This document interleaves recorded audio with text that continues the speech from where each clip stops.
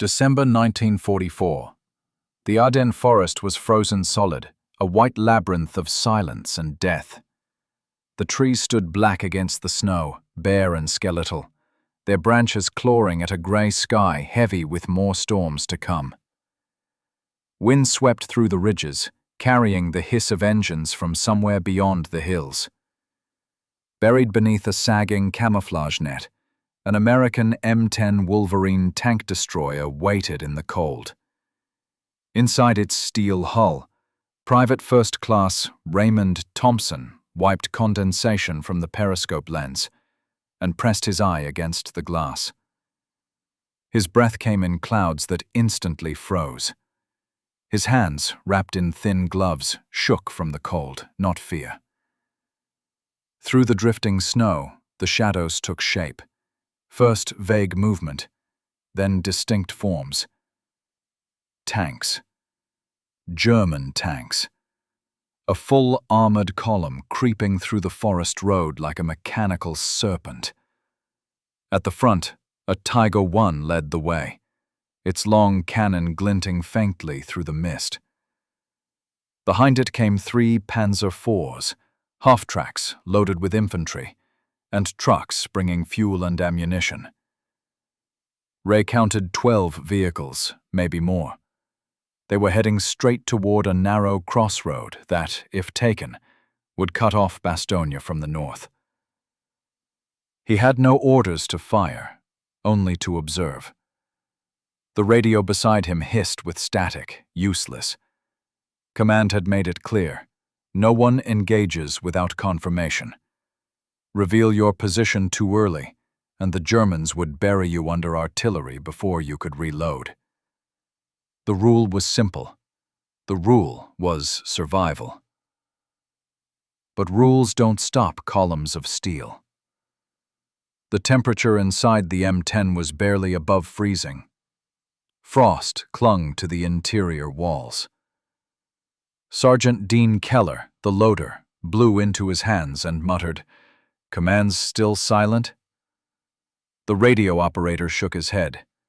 "Nothing but snow and static." Keller looked at Ray. "Orders are clear. We wait." Ray didn't reply. He was watching the Tiger's movement through the periscope, tracking the slow, deliberate turn of its turret. Each tank followed in perfect spacing, disciplined, mechanical. He could almost predict their motion by instinct. He had spent days studying their patterns, where they paused, how long it took their gunners to adjust, how they formed up before entering towns. 3 days earlier, Captain Langston had stood in a farmhouse on the Belgian front, and given the same order everyone was now regretting. "You do not fire without confirmation from HQ. I don't care what you see. I don't care how close they get. You hold your position until you're told otherwise." The reasoning made sense then. Communication lines were chaos. Friendly units were scattering under German counterattacks. Trigger-happy crews risked hitting their own men. So the battalion waited, watched, froze. Thompson hadn't joined the army to disobey orders. He was born in Kansas, the son of a mechanic and a schoolteacher. His father fixed tractors, his mother taught geometry. Ray had grown up surrounded by rulers, grease, and numbers.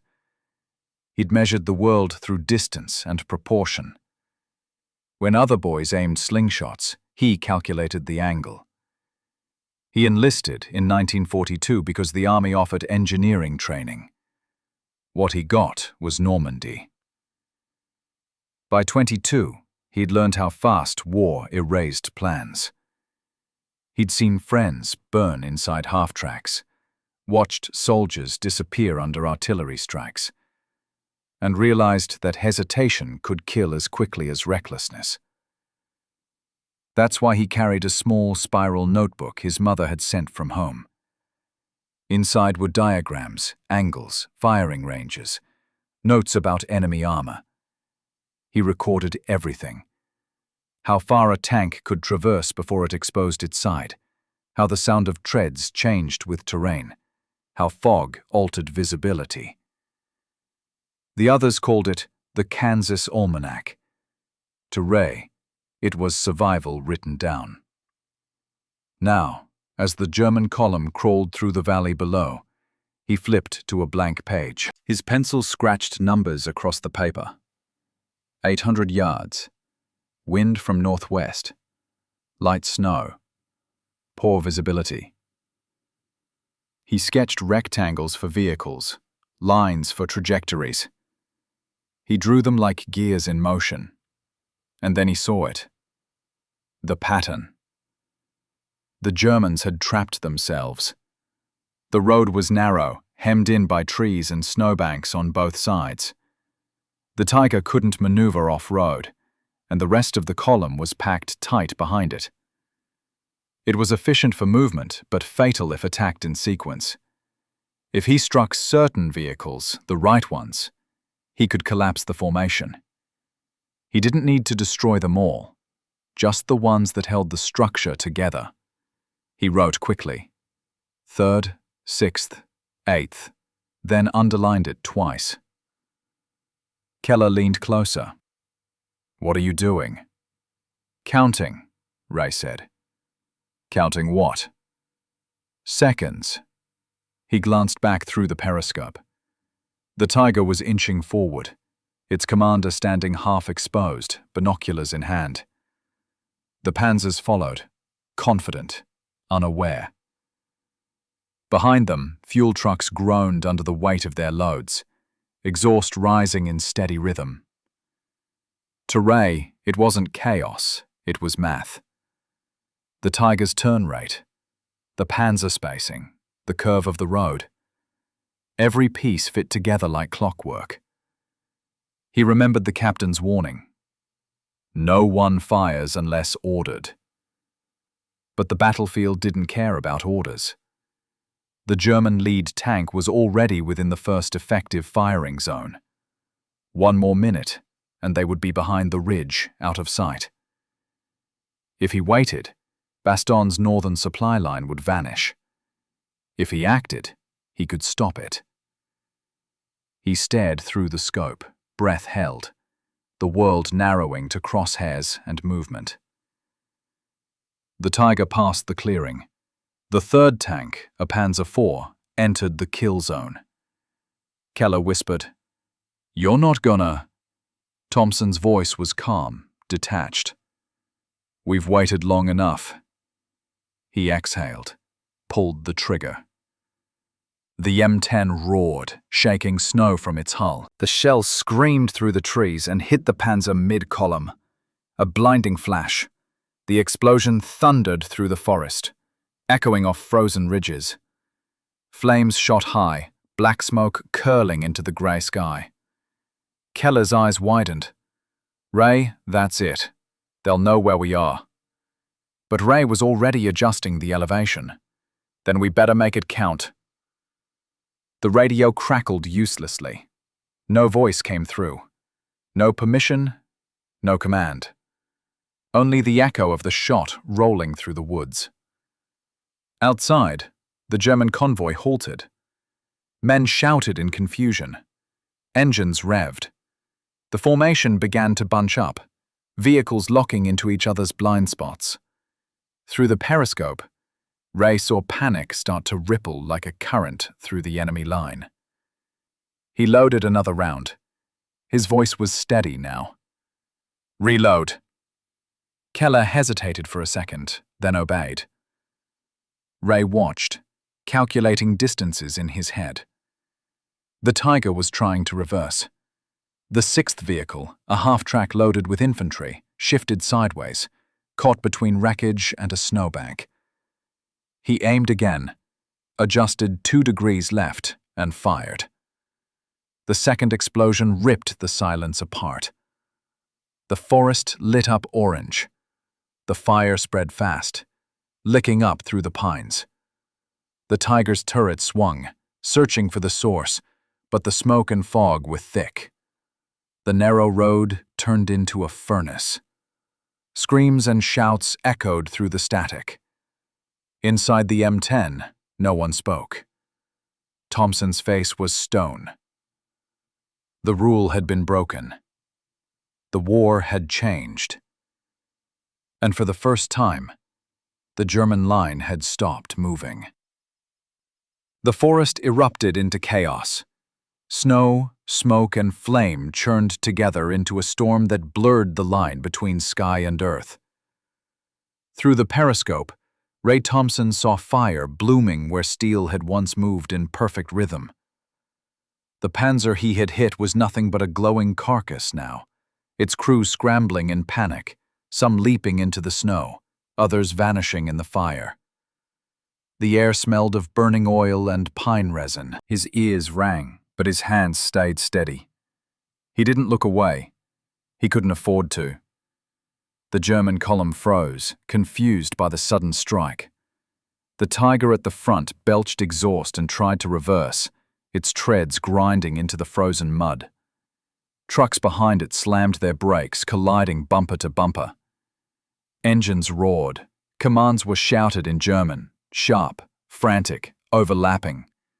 But there was no order, only noise. Keller's voice trembled behind him. "They'll find us, Ray! That Tiger's turning!" Ray didn't answer. He twisted the elevation dial, breathing slow, calm. His brain was already moving 3 steps ahead. The Tiger was pivoting, exposing its flank for a split second. Behind it, the 6th vehicle, a half-track carrying infantry, had stalled in the panic. That was his next link in the chain. He didn't think of it as disobedience anymore. It was geometry in motion. "Load HE," he said quietly. Keller blinked. "You sure?" "Do it." The loader slammed the round into the breech. Ray lined up his crosshairs. 2 inches of elevation. Wind steady. Trigger squeeze. The shell left the barrel with a crack like thunder. A heartbeat later, it found its target. The half-track erupted, its fuel tank bursting into a fireball that painted the trees orange. The flames spread fast, licking up branches and rolling down the slope. Shouts turned into screams. The Tiger froze again, now trapped by fire in front and wreckage behind. It tried to pivot its turret but couldn't move far. The whole road was a bottleneck, a line of steel suffocating itself. Keller loaded another shell without waiting for the order this time. "You're out of your mind," he muttered, "but hell, I'm in." Ray didn't smile. His focus was surgical. He turned the M10 slightly, shifting position just 5 yards. Enough to change the muzzle flash location. Enough to trick any observer scanning for the origin. The Wolverine's engine growled as he braced for the 3rd shot. "Fuel truck, 8th vehicle," he whispered. The loader hesitated. "The back will light the whole damn forest." "That's the point." He fired. The explosion was biblical. The fuel truck vanished in a flash of white light that rolled through the trees like a shockwave. Fire rained from the sky. Burning fuel poured down the road, coating snow with liquid fire. The German convoy was finished before it understood what had happened. The Tiger's silhouette glowed against the inferno, its armor red hot. The Germans tried to run, but there was nowhere to go. The air filled with the mechanical wail of engines screaming before dying. Smoke blotted out the sun. Inside the M10, no one spoke. The crew just stared through the haze, watching what had once been a regiment turn into a furnace. Ray finally broke the silence. "Reload. We're not done." Keller hesitated, wiping sweat from his forehead despite the cold. "They think there's a whole battery out here." "Good," Ray said. "Let them." He shifted position again, crawling the M10 forward through snow and brush, using the terrain like camouflage. Every time he fired, he moved a little, 10 yards here, 20 there, creating the illusion of multiple guns firing from different angles. Each muzzle flash came from a new shadow, each blast from a new tree line. The Germans started firing blindly into the forest. Machine gun tracers tore through branches, cutting down trees and snow alike, but they weren't hitting anything real. Their discipline was gone. The precision that had defined the Wehrmacht's armor was collapsing under its own structure. They were too close together to maneuver, too panicked to retreat, too shocked to think. Ray lined up another shot, this time at the Tiger. Its turret had finally swung in his direction, barrel yawning toward his ridge. He could almost feel the German gunner's eyes searching for him through the smoke. "Now or never," Keller whispered. Ray adjusted his aim. He didn't target the front armor. It was useless. Instead, he waited for the turret to rotate. As it turned, the Tiger's side armor flashed into view for just an instant. He fired. The shell hit dead center. A burst of light, a delay, then a violent explosion that tore the turret off its hinges. The entire top of the tank flew upward, spinning into the air before crashing back into the snow. The shockwave rolled over the ridge, shaking loose powder from the trees. Keller laughed once, half crazed, half relieved. "Jesus Christ, Ray! You just killed a tiger!" Ray's face didn't move. One down. The radio came alive suddenly, sputtering with static. 72nd, report, engagement status. Then silence again. He turned the knob. Nothing. He looked at the smoke, the flames, the wreckage. He didn't need to report. The battlefield itself was doing the talking.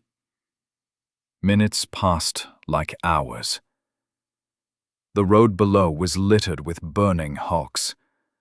German infantry stumbled through the wreckage, some dropping their weapons, others dragging wounded comrades away from the flames. A few tried to regroup at the rear, near the last two vehicles still intact. Ray saw them forming up, officers pointing, shouting. "Rear vehicle, the flak gun," he said softly. "We end it there." The M10's cannon barked again. The last shell struck true, detonating the anti-aircraft gun in a thunderous flash that echoed through the valley. The explosion knocked two nearby soldiers flat. Smoke rolled over everything like a curtain. The forest went silent. The German column had ceased to exist. Inside the M10, the crew sat frozen. Keller leaned back, breathing hard. The radio operator whispered, "You think command's gonna hang us for this?" Ray didn't answer. He was watching through the periscope, eyes unfocused now.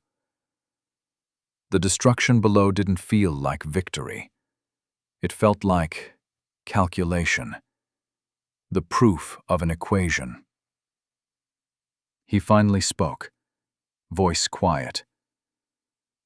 They were going for Bastogne. And now? Ray turned away from the scope. Now they're not. They sat there in the stillness, surrounded by the smell of smoke and burnt rubber. Snow began to fall again, slowly covering the blackened wrecks below. The flames hissed as flakes touched them, melting in bursts of steam. Keller finally broke the silence. "What the hell do we call that?" Ray looked at his notebook, still open on his lap. On the page, next to his diagrams, he wrote 3 words in small, even letters. Controlled collapse pattern. He closed the notebook and exhaled. We call it math. By dawn, the forest was nothing but smoke and silence. The snow had turned grey, soaked with oil and ash. The road that had carried the German column just hours earlier was now a corridor of blackened wrecks, their twisted steel still glowing faintly in the cold light. The trees around them leaned inward, their trunks split by shockwaves. The once white landscape was scarred by streaks of fire and soot. It looked less like a battlefield and more like the remains of a factory explosion. Ray Thompson didn't move. He sat in the gunner's seat, his gloves black with soot, his breath slow. Keller was slumped against the turret wall, half asleep from exhaustion, while the radio operator kept glancing at the static-filled receiver as if it might suddenly come to life. They'd stopped counting the minutes. The air inside the M10 was heavy with the smell of cordite and burnt grease. Finally, Keller muttered, "You think Command's figured it out yet?" Ray didn't look away from the periscope. "They will when they stop hearing engines." He scanned the wreckage again. Nothing moved. The Tiger lay in pieces, its turret half buried in snow. The fuel truck was gone, replaced by a crater still smoldering like a furnace. The whole formation had folded in on itself, exactly as he'd predicted. It was over. Hours later, American patrols reached the ridge. Scouts from the 101st Airborne had pushed through Noville, expecting to find a German armored spearhead blocking the road. Instead, they found carnage. Vehicles stacked on top of one another, tracks twisted into knots, snow burned black for 100 yards. One of the sergeants who first arrived on the scene would later write in his journal, "Looks like hell had opened its doors, chewed up a tank battalion, and shut them again." At first, they thought it was an artillery strike, or maybe a minefield that had gone off by accident. But the patterns were too deliberate, too surgical. Fuel trucks in the rear destroyed, half-tracks in the center shattered, command vehicles gone. Someone had done this with intent, but no one could find the American guns responsible. No shell casings big enough for how precise the hits were. No sign of a full ambush position. It wasn't until they traced the faint tread marks up the ridge that they found the M10 Wolverine, half hidden under a snow net, barrel blackened from fire. Thompson and his crew were inside, alive, but silent. The men who found them said they looked more like survivors of a plane crash than victors of a battle. "Who gave you the order to open fire?" the first officer asked. "No one," Ray answered. "The situation gave it." That night, while the engineers cleared wreckage from the road, the first German prisoners were brought in. They'd been captured in the woods after fleeing the inferno. Their faces were black with smoke, eyes wide and vacant. Most were too dazed to speak, but one lieutenant, his hands still trembling, managed to answer questions. "How many enemy guns fired at your position?" the American interrogator asked. The German hesitated. "Many," he said finally. "At least 6, maybe more." "There was only one," the interrogator replied. The lieutenant frowned. "Impossible. There were flashes everywhere. The forest, it was alive. Guns from all sides." He wasn't lying. Several other prisoners said the same thing. Some swore they'd seen multiple tanks hidden in the trees. Others described the sound as if a dozen guns had opened up in unison. In reality, it had been one tank destroyer shifting positions after every shot, using the terrain, smoke, and fire to create a symphony of confusion. The Germans couldn't comprehend it. They'd been trained to fight massed firepower, not a single gunner who thought like a tactician. One young Panzer crewman broke down crying during questioning. "We didn't know where to aim," he said. "Everywhere we looked, another gun fired." He insisted he'd seen American armor flanking from both sides. The interrogators glanced at each other. There had been no flanking, just geometry. A day later, American intelligence sent officers to inspect the site. They took measurements, photographs, and maps. They noted the precision of each hit, the first 3 shots destroying the 3rd, 6th, and 8th vehicles, the explosion pattern, the smoke dispersion. Someone scribbled on the margin of the report, "Looks coordinated, but there's no sign of a full battery." In the following days, the story spread across the front lines. Nobody knew the gunner's name, but everyone knew the result. Soldiers began calling it the Ghost Battery, a phantom artillery strike that had wiped out a column single-handedly. Some said it was a hidden platoon of tank destroyers firing in sequence. Others claimed it was a new weapon, something secret, experimental. The truth sounded too absurd to believe.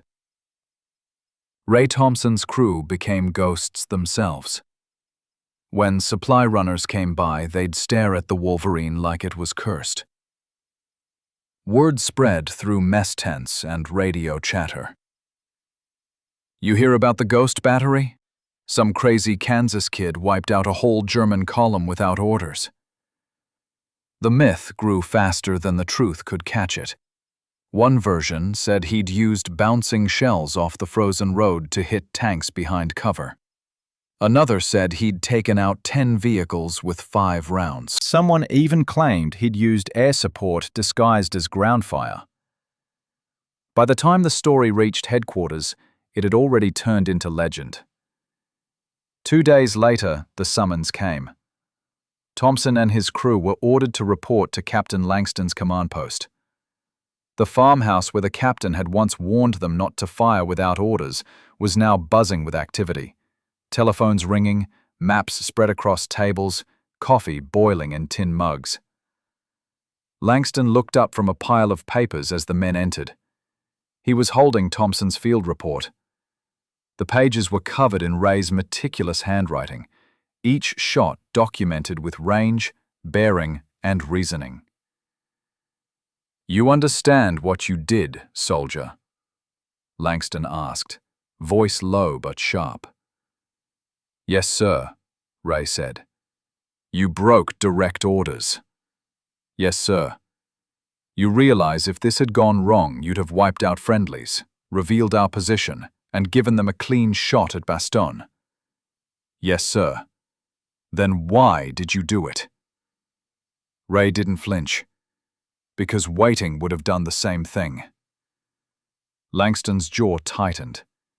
He stared at the report again, flipping through the diagrams, the notes, the sketches. After a long pause, he sighed and set it down. "You're damn lucky it worked." Ray nodded once. Luck had nothing to do with it.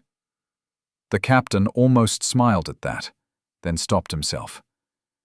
"Go get some rest. I have to send this up the chain. Don't get comfortable."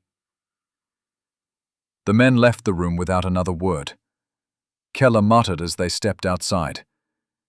"You think they'll court-martial us?" Ray pulled his gloves tighter. "Maybe. Or maybe they'll just steal the math." The investigation took 2 days. Intelligence officers interviewed the crew, examined the gun, and reviewed the radio logs. They confirmed what Ray already knew. There had been no command transmission, no authorization, no contact. The line had been dead. But when they calculated the results, the tone changed.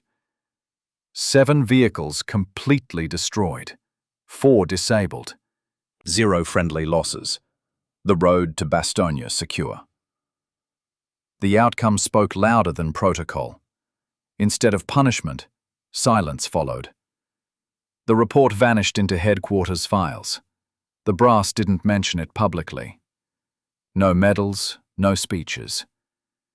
But within the week, Thompson received a new assignment. He wasn't sent home. He wasn't demoted. He was transferred to a training section to instruct other gunners on firing sequence theory, how to disable multiple targets by exploiting formation density. No one called it by name, but among tankers, the lesson was clear. Think like Thompson. Ray said little during the briefings. He drew diagrams on chalkboards, explained angles and choke points, then left. The students called him the quiet ghost. He didn't care.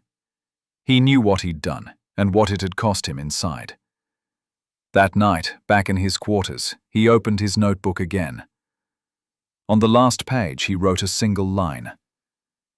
War rewards precision, not permission. He closed it, set it on the table, and blew out the candle. Outside, the wind howled through the forest. Somewhere in the distance, faint echoes of artillery rolled across the snow. But for once, the roads to Bastogne were clear. The snow melted slowly over the next few weeks, revealing a landscape torn apart by steel and smoke. The Battle of the Bulge dragged on, but the line held. The roads that Ray Thompson had saved stayed open long enough for supplies and reinforcements to reach Bastogne. Nobody in command mentioned his name, but every man in the 101st Airborne who made it out alive owed their lives to a decision made in silence on a frozen ridge. Ray didn't think about that. He didn't think about heroics or headlines. He thought about geometry, about how a column of machines could be brought down by one simple principle. Remove the right pieces, and the rest collapses on its own. He called it controlled collapse. It was never official, never written down in doctrine, but it spread faster than orders ever could. In late January 1945, he was reassigned to a temporary camp near Dinant to train new gunners.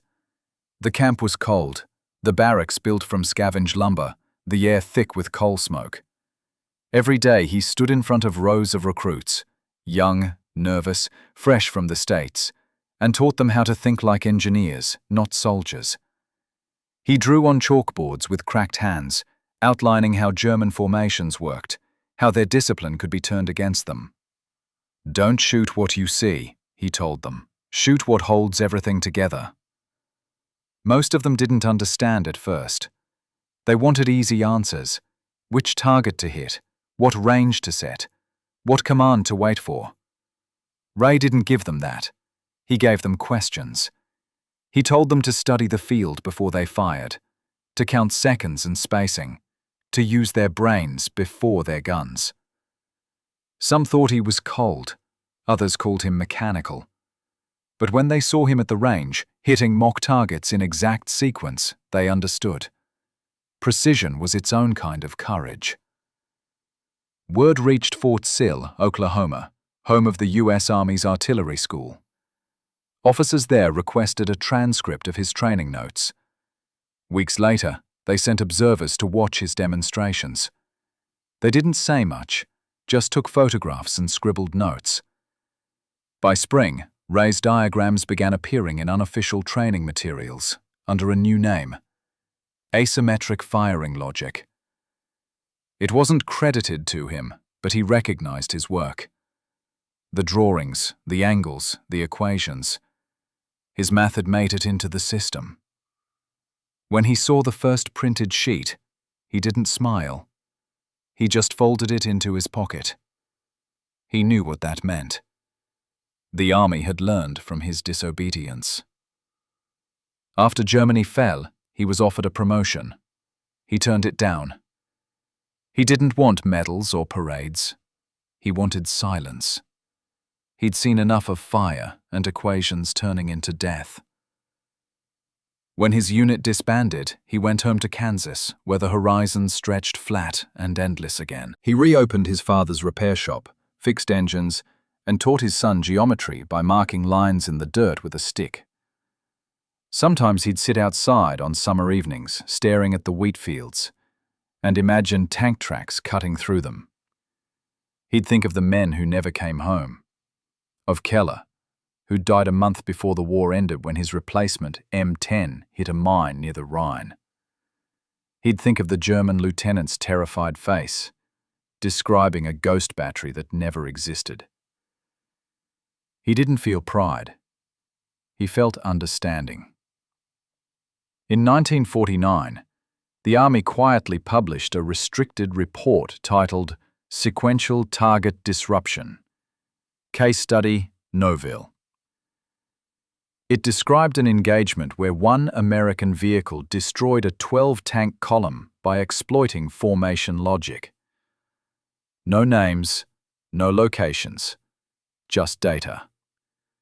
It became required reading for tank destroyer cadets during the Korean War. Ray heard about it years later from a veteran who visited his shop. The man said, "You know, there's a story they tell in training about some gunner in Belgium who took out a whole convoy by himself. They say he broke the rules and saved a division." Ray wiped his hands on a rag. "Sounds like he got lucky." The man laughed. "They don't call it luck in the book. They call it tactical intuition." Ray smiled faintly, the kind of smile that disappears before it fully forms. That's a nice way to say he didn't ask for permission. He never said more than that. Years passed. The war stories faded into textbooks and grainy documentaries. The Wolverines rusted in scrapyards or sat as museum exhibits behind ropes. But deep in the footnotes of artillery manuals, his method lived on. The controlled collapse principle. A theory built not from courage or command, but from a man who refused to let the math of survival be dictated by distance and fear.